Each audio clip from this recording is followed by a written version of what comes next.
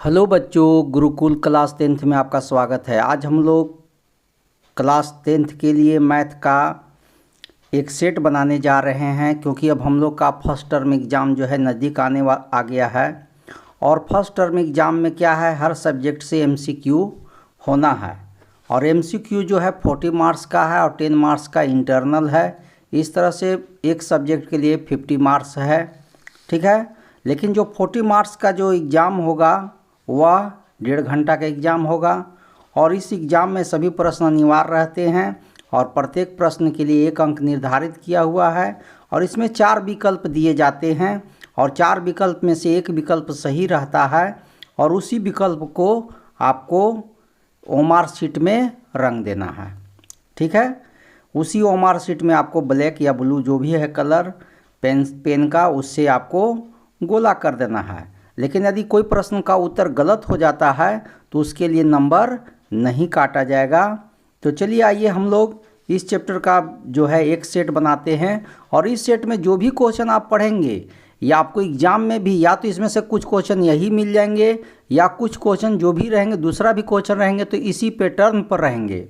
तो यदि एक इस सेट का प्रत्येक क्वेश्चन आपके दिमाग में बैठ जाता है किस तरह से सॉल्व करना है, ऐसा हो जाता है तो आप इसी पैटर्न इसी टाइप का दूसरा भी प्रश्न रहेगा तो आप इजी वे से बना लीजिएगा। तो चलिए ध्यान से प्रत्येक प्रश्न का हम लोग उत्तर समझते हैं, इस सेट को कंप्लीट करते हैं। तो फर्स्ट प्रश्न है कि 120 को अभाज्य गुणनखंडों के गुणनफल के रूप में लिखा जा सकता है। तो इस चारों में से कौन ऑप्शन है, तो चलिए इसको चेक कर लेते हैं। तो इसके लिए क्या करना होगा कि 120 को तोड़ना होगा। 2 से करेंगे 60 बार में, फिर 2 से करेंगे 30 बार में, फिर 2 से करेंगे 15 बार में, फिर 15 को 3 से करेंगे तो 3 पचे 15 हो जाएगा और 15 को करेंगे 1 बार में। इस तरह से 2 3 गो है, 3 1 है और 1 5 है। तो चलिए ऑप्शन में देखते हैं कि यह कहाँ लिखा हुआ है। तो फर्स्ट ऑप्शन में देखिए 2 3 गो है, 1 3 है 1 5 है, यही आया था। तो इसलिए फर्स्ट आंसर हुआ। इस सवाल का आंसर क्या होगा, फर्स्ट हो जाएगा। सेकंड क्वेश्चन देखिए, कहता है 306 और 657 का महत्तम समापवर्तक। महत्तम समापवर्तक मतलब ACF 9 दिया हुआ है और 306 और 657 का लघुत्तम समापवर्तक। लघुत्तम समापवर्तक मीन्स LCM कितना होगा यही बताना है। तो इसका LCM निकालने के लिए क्या करना होगा बोलिए। LCM निकालने के लिए एक फार्मूला होता है जो आप पढ़ चुके हैं कि LCM के लिए क्या फार्मूला पढ़े हैं। LCM निकालने के लिए फार्मूला पढ़े हैं कि पहला number into second number by ACF। तो पहला नंबर आपका कितना है, क्वेश्चन में देख लीजिए 306 है और सेकेंड नंबर कितना है 657 है, ठीक है। और बाई ACF कितना है तो 9 है। और 9 से काट दीजिए, 9 सते 63 और 9 तिया 27 73 हो गया। 73 को 306 से गुना कर दीजिए, तो गुना करिएगा तो 22,338 आएगा। तो 22,338 इस ऑप्शन में कहाँ पर है, तो देखिए सेकंड में है, ये आंसर हो गया। देखिए कितना आसान है। और इस तरह का क्वेश्चन आप जो है एक्सरसाइज में बना चुके भी हैं। यह एक्सरसाइज जो है 1.2 का क्वेश्चन नंबर है, ये देख लीजिएगा, उसमें वहाँ पर मिल जाएगा। थर्ड क्वेश्चन का था 15 और 25 का ACF क्या होगा।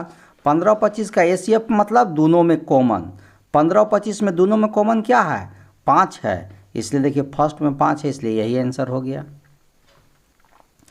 आइए क्वेश्चन नंबर 4 में, एक प्राकृतिक संख्या का अभाज्य गुणनखंड उसके गुणनखंडों के क्रम को छोड़ते हुए डैश होता है। क्या होता है, तो कोई भी प्राकृतिक संख्या, जितना भी प्रकृति में संख्या वो सभी प्राकृतिक संख्या है। और उन संख्याओं को जब तोड़िएगा तो वह सभी संख्याएं जो हैं अद्वितीय संख्या होती हैं, इसलिए आंसर यह अद्वितीय हो जाएगा। अगला प्रश्न देखिए, द्विघात बहुपद होगा जिनके शून्यकों का योग √2 हो और गुणनफल 1/3 है। तो चलिए इसको भी समझ लेते हैं कि कौन आंसर इस चारों में से होगा। तो क्वेश्चन में कर दिया मूलों का योग मतलब अल्फा प्लस बीटा जो है √2 है और अल्फा इंटू बीटा जो है 1/3 है, ठीक है। और इसका द्विघात बहुपद निकालना है। तो द्विघात बहुपद के लिए फार्मूला होता है, द्विघात बहुपद से पहले द्विघात समीकरण निकलता है, उसका फार्मूला होता है x square minus alpha plus beta x plus alpha into beta equal to 0। यही फार्मूला होता है। यदि एक्स स्क्वायर का एक्स स्क्वायर हो गया माइनस अल्फ़ा प्लस बीटा का वैल्यू देखिए √2 है, तो √2 हो गया, प्लस इसका वैल्यू जो है 1/3 है, तो 1/3 हो गया इक्वल टू 0।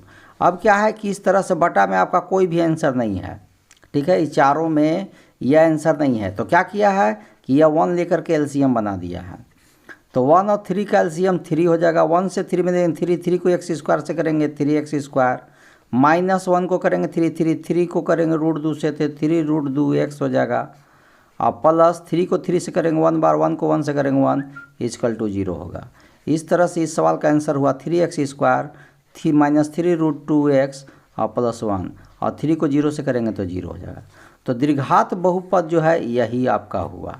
तो देख लीजिए कहाँ ऑप्शन है, 3x² -3√2x +1। देखते हैं ऑप्शन में 3x², यहाँ देखिए प्लस है जबकि माइनस होना चाहिए। 3x² -3√2x +1, देखिए यही सेकेंड में मिला, तो ये आंसर हो गया। तो आपको एग्जाम में इसी तरह से पकड़ना होगा, और यह सब जो है एनसीईआरटी के बुक में दिया हुआ है, वहाँ पर आपको केवल समझना है। यदि ax² + bx + c के शून्यक अल्फ़ा बीटा हो तो अल्फ़ा प्लस बीटा का मान क्या होगा। तो कोई भी यदि एक शून्यक जो अल्फ़ा बीटा हो, ठीक है, तो अल्फ़ा प्लस बीटा जो होता है, alpha plus beta equal to जो होता है -b/a होता है। अब alpha into beta equal to c/a होता है। तो आपको अल्फ़ा प्लस बीटा पूछा तो -b/a खोजिए, तो -b/a जो है आपको फर्स्ट ऑप्शन में ही है, इसलिए यही सवाल का आंसर हो गया। किसी बहुपद px के लिए ग्राफ आकृति में दिया गया है, बहुपद के शून्यकों की संख्या क्या है। मतलब यह जो रेखा है ये x को कितने जगह पर काट रहा है, तो देख रहे हैं कि x को किसी जगह पर नहीं काट रहा है बल्कि y को काट रहा है, इसलिए शून्यकों की संख्या क्या हो जाएगा, 0 हो जाएगा। ठीक है, x को काटना चाहिए, यदि x एक्सिस है तो इसमें कहूँ पर काटना चाहिए इस तरह से। तो यह 1 2 3 जगह काटा तब आंसर 3 हो जाता, लेकिन यहाँ पर ऊपर काट रहा है, इसलिए इसमें संख्या कहूँ नहीं, x एक्सिस को कहूँ नहीं काट रहा है, इसलिए शून्य की संख्या 0 हो गया। चलिए आइए 8वां क्वेश्चन देखते हैं। समीकरण युग्म a1x + b1y + c1 = 0, a2x + b2y + c2 = 0 में यदि a1/a2 b1/b2 not equal to c1 हो तो समीकरण का युग्म कैसा होगा। तो आप पढ़ चुके हैं 3.1 to 3 सब में पढ़ चुके हैं, तो क्या पढ़े हैं देख लीजिए। एनसीईआरटी का बुक में ही दिया हुआ है कि a1/a2 = b1/b2 not equal to c1/c2 हो तो वह समांतर रेखाएं होती हैं और उसका कोई हल नहीं है। तो ऑप्शन में देखिए कि क्या है। तो ऑप्शन में देखते हैं कि अद्वितीय हल है, अनेक हल है, कोई हल नहीं है। देखिए कोई हल नहीं है, देखिए सी में लिखा हुआ है, यही आंसर हो जाएगा। समझ में आ गया, बुक में दिखा दिए कि क्यों आंसर यही हुआ। अगला लिखिए, समीकरण जो कहता है कि अगला सवाल देखते हैं कि समीकरण युग्म 2x - 3y = 0, 3x + 4y + 20 = 0 द्वारा निरूपित सरल रेखा कैसा होगा। तो इसको चेक करना होगा पहले। तो देख लीजिए a1/a2 पहले देखेंगे, तो a1 में देख लीजिए 2 है और a2 में 3 है। फिर उसी तरह से b1/b2 चेक करेंगे, तो b1 में -3 है और b2 में 4 है, तो -3/4 हो गया। और फिर c1/c2 चेक करेंगे, तो c1 में देख लीजिए 0 है और इसमें ठीक है 20 है। ठीक है, तो यहाँ पर देखिए कोई किसी के इक्वल नहीं है, नहीं इसके इक्वल है, नहीं इसके इक्वल है, नहीं इसके इक्वल है, मतलब तीनों में से कोई किसी का इक्वल नहीं है। तब इसके लिए क्या शर्त है देख लीजिए बुक में। देखिए यहाँ कहता है कि a1/a2 not equal to b1/b2, ये जब इक्वल नहीं हो तो प्रतिच्छेद करती हुई रेखा होता है और केवल एक हल होता है, अद्वितीय हल है। ठीक है, तो यही आपको ऑप्शन में खोजना है।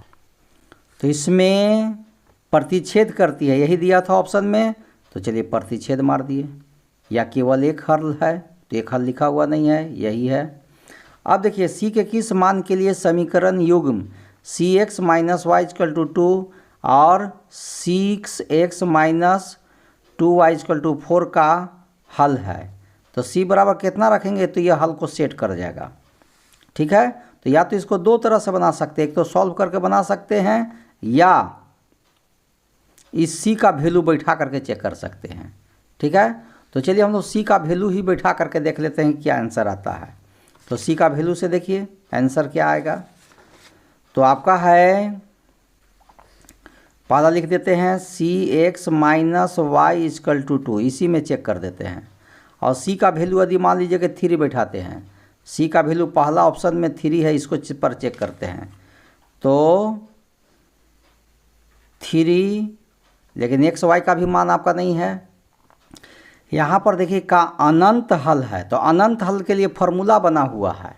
जब अनंत होता है, अनेक हल होता है, तो उसके लिए फॉर्मूला था a1/a2 इक्वल टू b1/b2 होता है, या c1/c2 होता है। तो इसी फॉर्मूला से आपका आंसर सी का निकलेगा।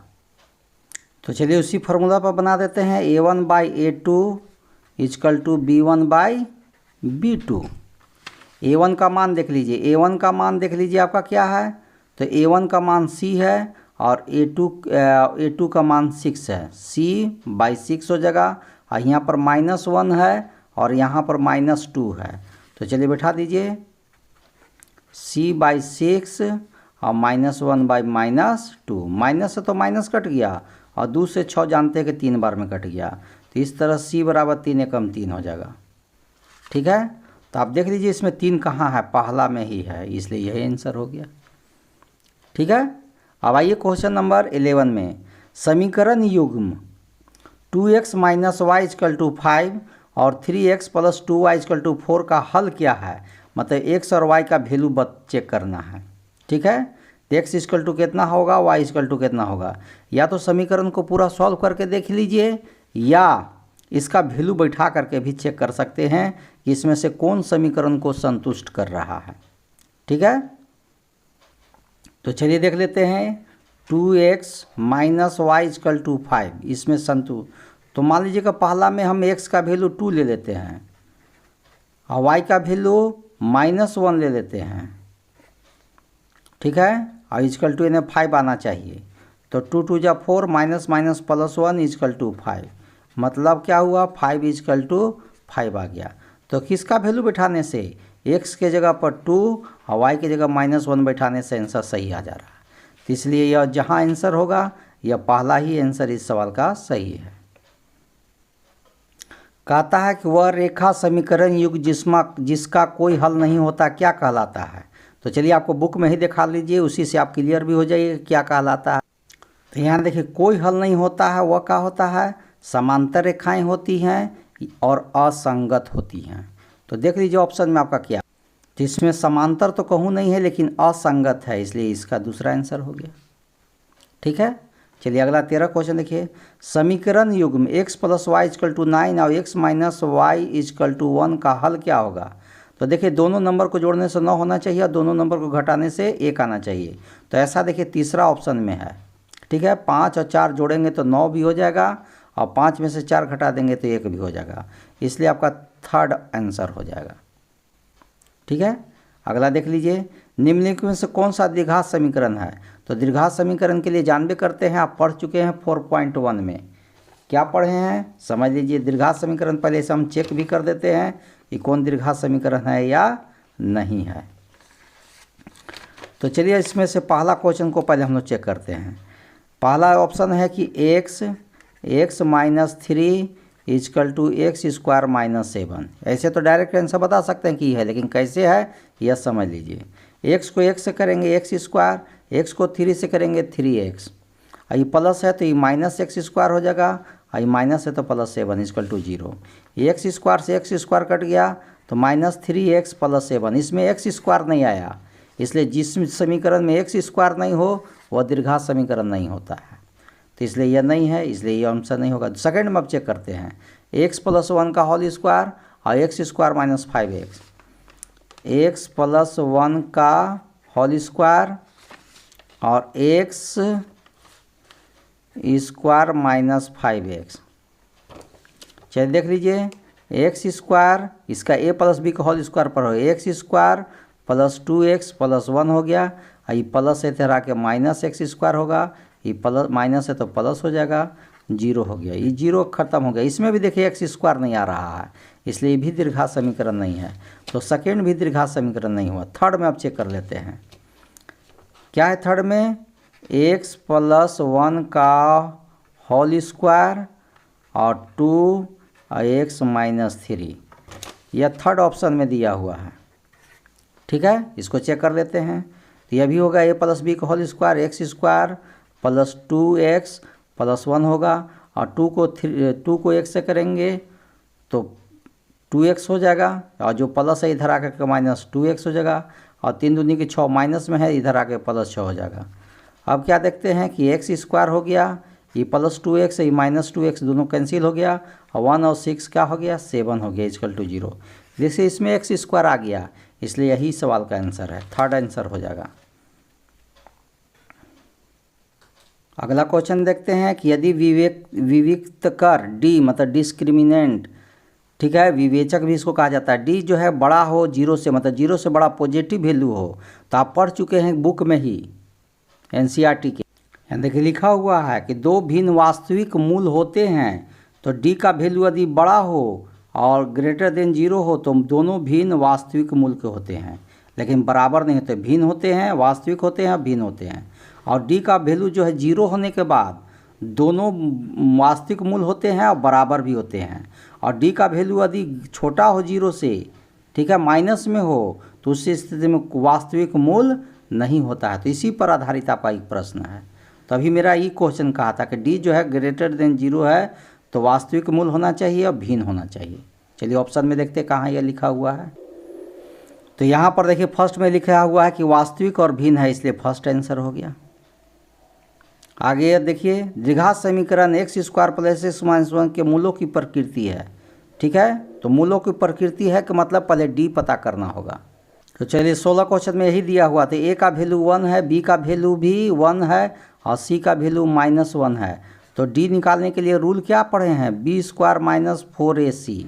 बी का वैल्यू कितना है, बी का वैल्यू 1 है तो 1 का स्क्वायर हो गया माइनस 4 हो गया, 1 हो गया, सी का वैल्यू माइनस 1 हो गया, 1 का स्क्वायर 1 हो गया, माइनस और माइनस मिलकर प्लस हो गया, 4 1 जा 4 हो गया, 5 हो गया। मतलब डी का जो वैल्यू है ग्रेटर देन जीरो हो गया, जीरो से बड़ा है, 5 देखिए आया है, तो जीरो से बड़ा है। तो अभी बताए थे कि वास्तविक होता है और भिन्न होता है। तो ऐसा कौन ऑप्शन में है, तो यहाँ देखिए सेकंड में है, वास्तविक तथा असमान, असमान माने भिन्न। तो यह अभी क्वेश्चन कंप्लीट हो गया। अगला कहता है कि a square plus b x plus c equal to 0, ये दीर्घात समीकरण का स्टैंडर्ड फॉर्म है, ठीक है, मानक रूप है कि दो भिन्न वास्तविक मूल होंगे। तो अभी तुरंत पढ़े हैं कि दो भिन्न वास्तविक मूल कब होंगे, जब डी का मान जो है क्या हो, बड़ा हो जीरो से, b square minus 4ac greater than zero हो। अभी तुरंत पढ़े थे, ठीक है, और बुक में भी दिखा दिए हैं, यही बात है। तो दो भिन्न मूल होने के लिए b square minus 4ac means d का वैल्यू जो है वह ग्रेटर देन जीरो होना चाहिए। तो यह तीसरा हो गया आंसर। अगला है कि दीर्घात समीकरण x square minus x plus 3 का बराबर 0 का विविक्तर मतलब डी का वैल्यू कितना होगा। तो इसका डी का वैल्यू तो अभी तुरंत निकाल करके हम लोग समझे हैं, लेकिन इसमें बी का वैल्यू क्या है देख लीजिए। तो क्वेश्चन में यही दिया हुआ है, तो ए का वैल्यू आपका 1 हो गया, बी का वैल्यू माइनस 1 हो गया और सी का वैल्यू 3 हो गया। और डी निकालने के लिए विविक्तर का बी स्क्वायर माइनस 4ac होता है, और बी का मान क्या है, माइनस 1 का स्क्वायर है, 4 है, ए का वैल्यू 1 है और सी का वैल्यू 3 है। 1 का स्क्वायर 1 हो गया, माइनस 4 तिहाई 12 हो गया, घटा देंगे तो माइनस 11 आ जाएगा। तो देखिए माइनस 11 कहाँ पर है, माइनस 11 देखिए 4 ऑप्शन में है, इसलिए इस सवाल का आंसर 4 हो गया।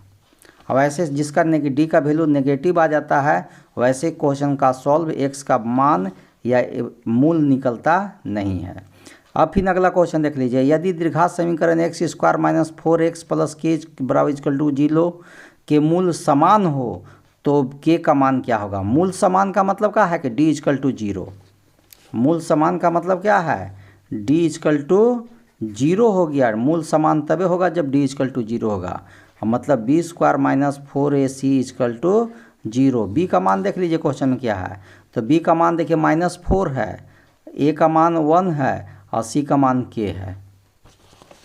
ठीक है, तो आपका हो गया -4 का स्क्वायर -4, ए का वैल्यू 1 और सी का वैल्यू k इक्वल टू 0।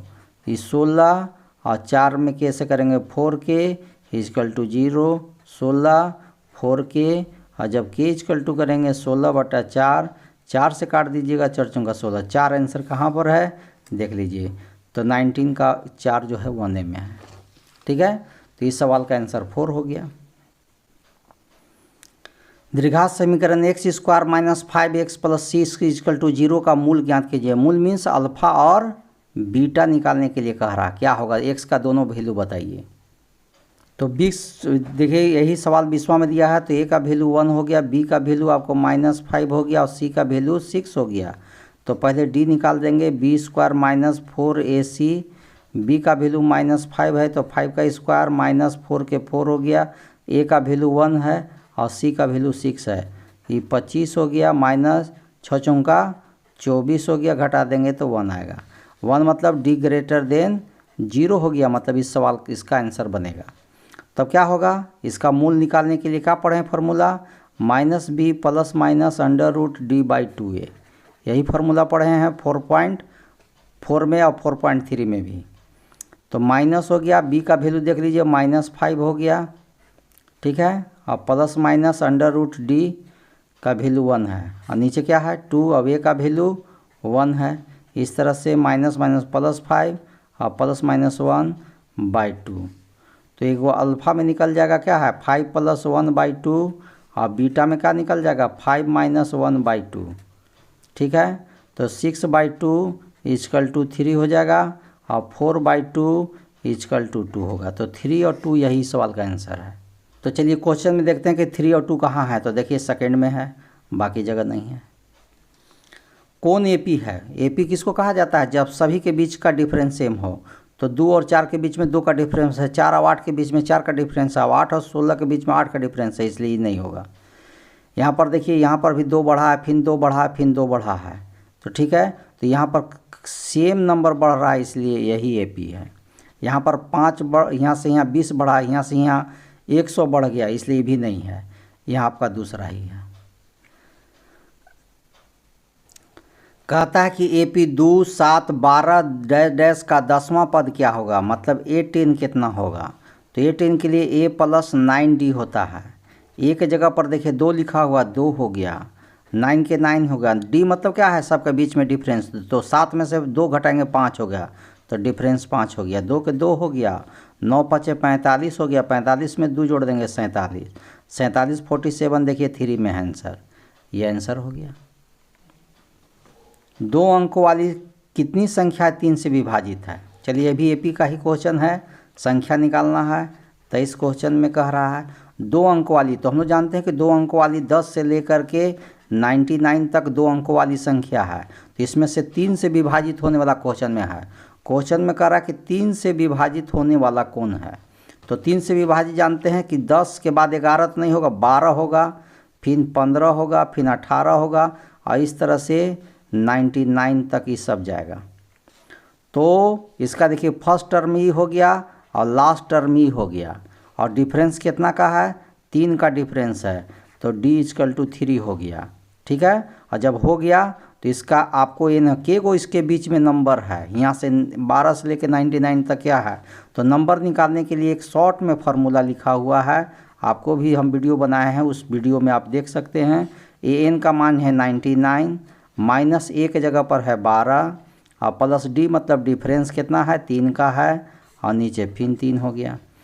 12 घटा दीजिए, 99 में से 12 घटा दीजिए, उसमें 3 जोड़ दीजिए, तो क्या होगा 9 में से 2 घटा देंगे तो 7 हो जाएगा, और 9 में से 1 घटा देंगे तो 8 होगा, और प्लस 3 और नीचे 3 हो गया। 90/3, 3 × 9, 30 गो नंबर है। तो ऑप्शन में देख लीजिए 30 कहाँ दिया हुआ है, तो यहाँ पर दूसरा ऑप्शन में है 30, यही आंसर हो गया। ठीक है, तो यह सवाल का आंसर 30 हो गया। कह रहा है 0 50 के बीच की विषम संख्याओं का योग कितना होगा। तो 0-24 क्वेश्चन में कह रहा है कि 0 से 50 के बीच में विषम संख्या, तो विषम संख्या कौन होगा, 1 होगा, 3 होगा, 5 होगा, ऐसे ऐसे करते करते 49 तक होगा। और इस सब का क्या निकालना है, योग निकालना है। तो योग मतलब 2 को फार्मूला से निकालते थे, ऐसे ना पढ़ चुके हैं इस एपी में। योग निकालने के लिए पढ़ें कि n/2, ठीक है, फर्स्ट टर्म और लास्ट टर्म। तो आपका n तो आप जान रहे हैं कि 1 से 50 है, तो जिसमें 25 गो है सम और 25 गो है विषम, माने ओड नंबर और इवेन नंबर। तो 25 हो गया और नीचे 2 हो गया, और इधर पहला टर्म 1 है, लास्ट टर्म 49 है, ठीक है। और ये दोनों मिला दीजिए, इस तरह से आपका क्या हुआ, 25/2 हो गया, और इन्हें 49 और 1 मिल करके 50 हो गया। 2 से काट देंगे 25 हो गया, और 25 को 25 से गुना करेंगे तो 625 हो जाएगा। 625 देख लीजिए कौन सवाल में है, तीसरा ऑप्शन में है, 625 हो गया आंसर। सभी वृत्त होते हैं, तो वृत्त छोटा हो या बड़ा हो या बहुत छोटा हो, यह सभी वृत्त जो है देखने में वृत्तें हैं, और जब अलग अलग साइज के हो लेकिन देखने में वृत्त हो तो उसको कहा जाता है समरूप, सिमिलर, ठीक है। तो सिमिलर देख लीजिए आपके आंसर कहाँ है, तो दूसरा में समरूप है, ठीक है। अगला देख लीजिए कि आकृति डी पैरेलल बीसी, जो डी है बीसी के पैरेलल है, ठीक है, और जिसमें डी बी ये 2 सेंटीमीटर है, ए ई 1.5 सेंटीमीटर है, ई सी ये 3 सेंटीमीटर है, तो ए डी कितना होगा, ठीक है।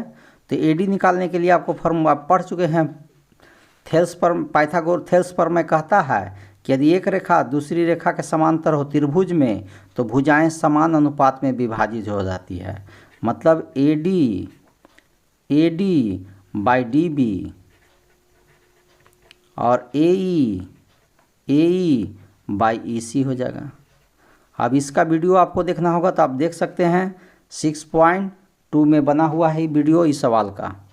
तो चलिए इसी वैल्यू पर ए डी तो आपको फटता करना है, इसलिए ए डी रह गया, और डी बी का वैल्यू देखिए, डी बी का वैल्यू 2 है, 2 लिख दिए, और ए ई का वैल्यू 1.5 है लिख दिए, और इसका वैल्यू 3 है लिख दिए, ठीक है।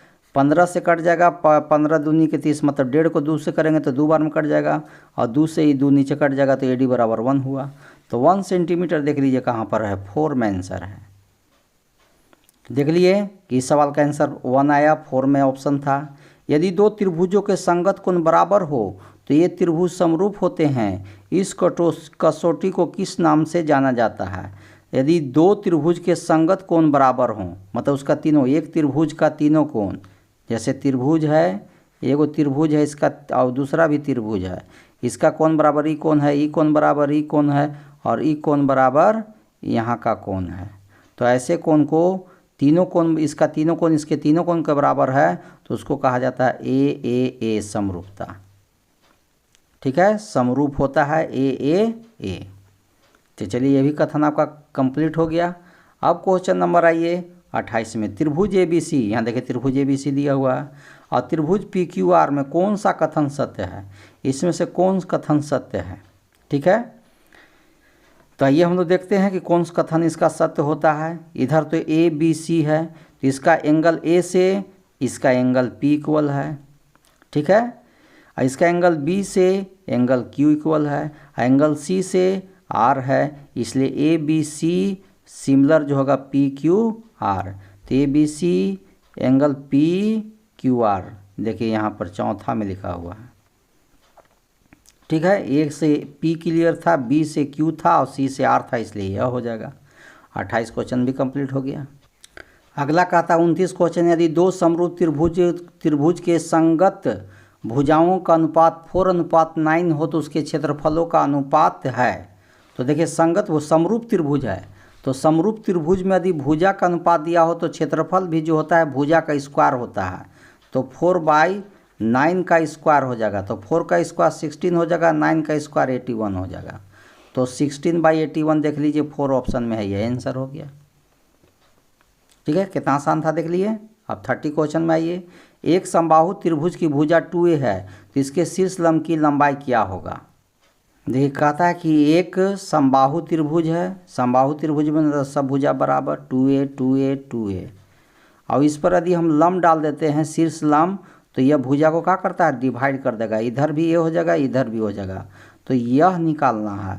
तो मान लीजिए कि जानते हैं कि जब यह समकोण त्रिभुज बन गया तो ये P है, ये H है और ये B है, तो हमको P मतलब शीर्ष लंब मतलब P निकालना है। तो P बराबर पढ़े हैं H square minus B square. ठीक है, H का मान कितना है, H का मान 2a है, तो 2a का स्क्वायर माइनस a का स्क्वायर, 2a का स्क्वायर क्या होगा, 2a का स्क्वायर 4a स्क्वायर होगा और a का स्क्वायर a स्क्वायर हो गया, घटा देंगे तो क्या होगा 3a स्क्वायर। 3 का तो रूट नहीं हटता है इसलिए 3 हो गया, a स्क्वायर का रूट हट के a हो जाएगा, तो 3a आंसर देख लीजिए कहाँ पर है। ठीक है, √3a देखिए फर्स्ट में ही आंसर है दिया हुआ, यही सवाल का आंसर हो गया। अगला देखिए, त्रिभुज ABC में AB = 6√3 सेंटीमीटर, AC बराबर 12 सेंटीमीटर, BC बराबर 6 सेंटीमीटर, तो कोण B का मान क्या होगा। तो चलिए हम लोग देख लेते हैं। पहले तो एक त्रिभुज बना देते हैं, त्रिभुज के अनुसार हम लोग क्लियर अभी नहीं है कि कैसा त्रिभुज है और कितना डिग्री होगा, फिर भी वैल्यू बैठा के देख लेते हैं। इसका नाम अपने मन से ABC दे देते हैं, और AB का है 6√3, AC का है 12 और ये है 6। सबसे बड़ी भुजा देखिए AC दिखा रहा है, सबसे बड़ी भुजा AC दिखा रहा है। तो जब AC दिखा रहा है तो AC में जानते बड़ी भुजा, तो हम लोग एक पढ़े हैं पाइथागोरस प्रमेय। पाइथागोरस प्रमेय में कहता है कि बड़ी भुजा का स्क्वायर माने AC का स्क्वायर अन्य दोनों भुजाओं के वर्गों के योग, ऐसे चेक करके देख लेते हैं, AB square plus BC square, ये रूल पर चेक करके देखते हैं क्या स्थिति आता है। तो 12 का स्क्वायर और ये क्या है 6√3 का स्क्वायर और प्लस 6 का स्क्वायर चेक कर लेते हैं अभी कि यदि राइट एंगल ट्रायंगल का होगा तो इक्वल आ जाना चाहिए। 12 का स्क्वायर 144 हो गया, √3 का स्क्वायर 3 हो गया, और जो 36 को 3 से गुना कर दीजिए तो कितना होगा 108 होगा, 6 का स्क्वायर 36 हो जाएगा। इस तरह से 144 और 3608 4 144 आ गया, देखिए दोनों तरफ आ गया। तो किसी बड़ी भुजा का योग जो छोटी भुजा के दोनों छोटी भुजाओं के योग के बराबर हो तो बड़ी भुजा के सामने का कोण जो होता है समकोण होता है, 90 डिग्री होता है, इसलिए कोण B बराबर 90 डिग्री होगा। देखिए आंसर कहाँ है, कोण B बराबर 90 डिग्री। तो आपका देखिए B बराबर 90 डिग्री यहाँ दिखा रहा है तीसरा ऑप्शन में, यही आंसर हो गया। एक वृत्त की कितनी स्पर्श रेखाएँ हो सकती है, तो एक वृत्त में जानते हैं कि बहुत से स्पर्श रेखाएँ हो सकता है। यदि आपका वृत्त है और वृत्त में स्पर्श रेखा खींचना चाहिए तो बहुत स्पर्श रेखा हो सकता है। ठीक है, इसलिए क्या हो सकता है इसका आंसर, एक वृत्त में कितनी स्पर्श रेखाएं हो सकती है, अनेक। ठीक है, अनेक हो जाएगा। वृत्त के केंद्र से 13 सेंटीमीटर दूर स्थित किसी बिंदु से वृत्त पर खींची गई स्पर्श रेखा की लंबाई 12 सेंटीमीटर है तो वृत्त की त्रिज्या कितना होगा 5 सेंटीमीटर होगा। अब कैसे 5 सेंटीमीटर आएगा आपको समझा देते हैं। यह वृत्त है, अब वृत्त के केंद्र से यहाँ से एक स्पर्श रेखा गया है, तो केंद्र से यहाँ तक की दूरी है 13 सेंटीमीटर और वह स्पर्श रेखा से यहाँ तक की दूरी है 12 सेंटीमीटर, और यही आपको त्रिज्या निकालने के लिए कह रहा है कि यह त्रिज्या बताइए। तो यह एक तरह से क्या हो गया, समकोण त्रिभुज हो गया, ये P हो गया, ये H हो गया, ये B हो गया। तो हमको त्रिज्या मतलब एक तरह से कहिए कि P निकालना है, और P बराबर पढ़े H square minus B square का अंडर रूट। ठीक है, तो P का मान कितना है 13 है तो 13 का स्क्वायर, ये क्या है 12 है तो 12 का स्क्वायर, 13 का स्क्वायर कितना होता है 169, 12 का स्क्वायर का होता है 144, घटा देंगे तो कितना होगा 25, और 25 का वर्गमूल का होता है 5 सेंटीमीटर। इसलिए इस सवाल का आंसर 5 सेंटीमीटर देखिए कहाँ दूसरा में है, आंसर हो गया। एक बिंदु Q से एक वृत्त पर स्पर्श रेखा की लंबाई 24 सेंटीमीटर है, Q की केंद्र से दूरी 25 सेंटीमीटर है, तो वृत्त की त्रिज्या होगा कितना होगा, तो 7 सेंटीमीटर होगा। कैसे 7 होगा आपको बता देते हैं। देख लीजिए यहाँ पर Q बिंदु है, वृत्त की Q बिंदु से वृत्त के स्पर्श रेखा की लंबाई 24 सेंटीमीटर है, और Q की केंद्र से दूरी, और Q की यहाँ से जो केंद्र है ये केंद्र से यहाँ तक की दूरी 25 सेंटीमीटर है, तो यही त्रिज्या निकालना। तो अभी देखिए निकाले हैं, अभी ऊपर में बनाए हैं, तो इसी फार्मूला पर बना दीजिए त्रिज्या। क्या होगा, एच स्क्वायर माइनस एक्स में कितना है 25 है तो 25 का स्क्वायर, ये कितना है 24 है तो 24 का स्क्वायर, 25 का स्क्वायर कितना होगा 625 और 24 का स्क्वायर कितना होगा 576, घटा देंगे तो कितना आएगा 49, और 49 किसका वर्गमूल होता है 7 सेंटीमीटर का। ठीक है, देखिए कितना सब आसान है। तो आपका बोर्ड एग्जाम का जो भी इसमें क्वेश्चन का सेट बना हुआ है बहुत ही आसान है और आपको एग्जाम में भी बहुत सा आएगा आसान। लेकिन इस तरह का क्वेश्चन का जो पैटर्न है इस पीसी पर या तो बहुत सा क्वेश्चन यही मिल जाएगा या बहुत सा क्वेश्चन इसी पैटर्न पर रहेगा, इसी वैल्यू चेंज हो जाएगा। जैसे यहाँ 7 और 25 है, कैसे था यहाँ कि ऊपर था 13 था तो इसमें दे दिया 25, इसमें 12 था तो इसमें दे दिया 24, लेकिन बनाओ वैसे ही उसी तरह से क्वेश्चन है। अगला क्वेश्चन देखिए 35। ठीक है, कहता है कि दो सकेंद्रीय वृत्तों की त्रिज्या 3 सेंटीमीटर 5 सेंटीमीटर बड़े वृत्त की उस जीवा की लंबाई क्या होगी जो छोटे वृत्त को स्पर्श करता है। ये आपको जो है 10.2 जो एक्सरसाइज है उसी 10.2 का एग्जाम्पल में यह क्वेश्चन है, आप वहाँ जाकर देख सकते हैं।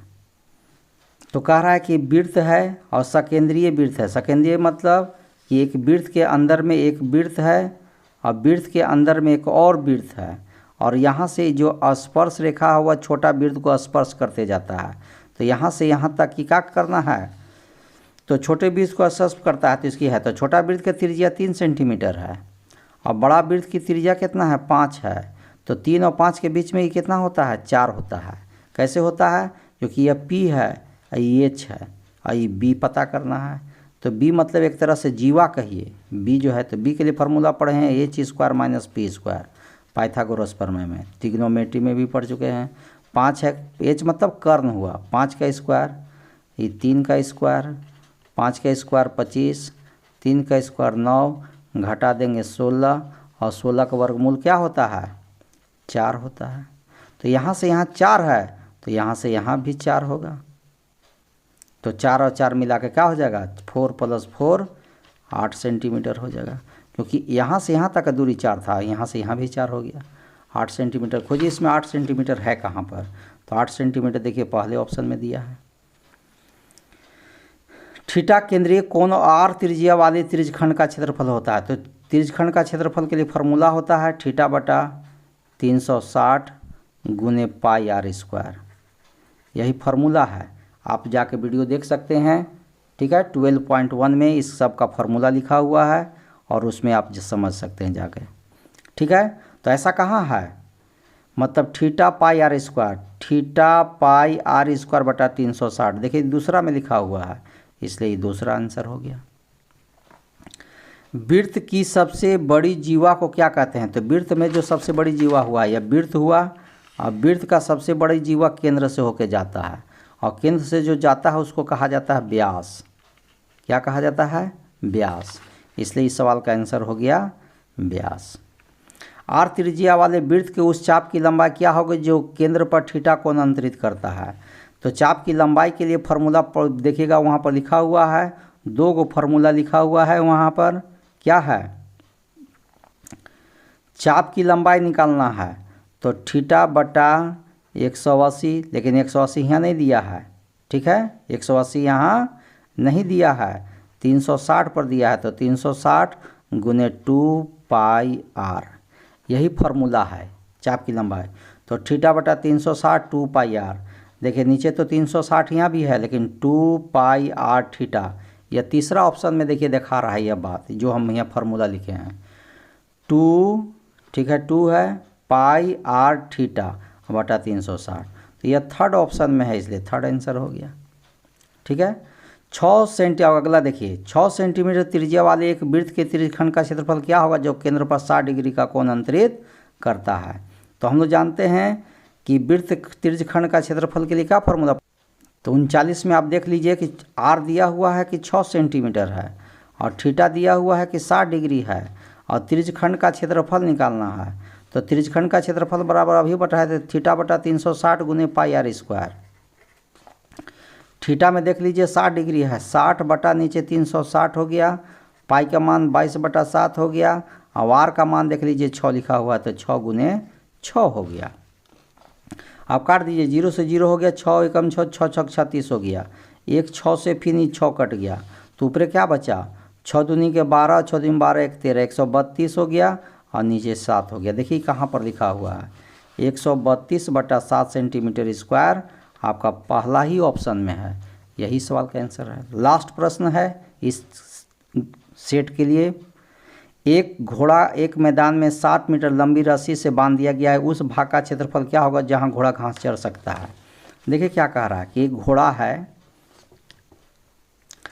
एक घोड़ा एक मैदान में 60 मीटर लंबी रस्सी में बांध दिया गया है, उस भाग का क्षेत्रफल क्या होगा जहां घोड़ा घास चर सकता है। तो मान लीजिए कि घोड़ा है, ठीक है, यह मैदान है और मैदान को कहूँ पर हम घोड़ा को बांध दिए और 7 मीटर क्या होगा, गोले गोले ऐसे घूमते हुए इतना दूर तक ही चरेगा, तो इतना ही क्षेत्रफल निकालना। तो यह क्या हो गया, वृत्त के रूप ले लिया।